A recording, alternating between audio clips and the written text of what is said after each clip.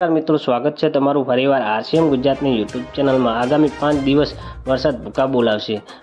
40 થી 50 કિલોમીટર પ્રતિ કલાકની ઝડપે પવન ફૂંકાશે। 3 સિસ્ટમ સક્રિય થતાં ભારે વરસાદની આગાહી કરી છે। જી હા મિત્રો, રાજ્યમાં છેલ્લા કેટલાક દિવસથી વરસાદી વાતાવરણ ચાલી રહ્યું છે અને હવામાન વિભાગે આગામી 5 દિવસ સુધી ગાજવીજ અને વીજળીના કાટકા સાથે વરસાદની આગાહી કરી છે।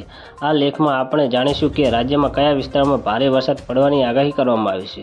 વાત કરીએ તો બંગાળની ખાડીની નજીક કુલ 3 system, low pressure system, upper air cyclone circulation અને મોન્સૂન ટ્રફ સક્રિય હોવાથી ગુજરાતમાં ભારે વરસાદની શક્યતા વ્યક્ત કરી છે। જી હા મિત્રો, હવામાન વિભાગે આગામી 5 દિવસ સુધી રાજ્યમાં ગાજવીજ અને વીજળી સાથે વરસાદની આગાહી કરી છે।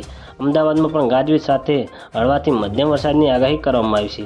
હવામાન વિભાગે આગામી મુજબ 40 થી 50 કિલોમીટર પ્રતિ કલાકની ઝડપે પવન ફૂંકાશે, જેના કારણે માછીમારોને આગામી 3 દિવસ સુધી દક્ષિણ ગુજરાતના દરિયાઈ કાંઠે દરિયાઓમાં ન જવાની સલાહ આપવામાં આવી છે। ઉત્તર અને દક્ષિણ ગુજરાતમાં ભારે વરસાદની શક્યતા છે।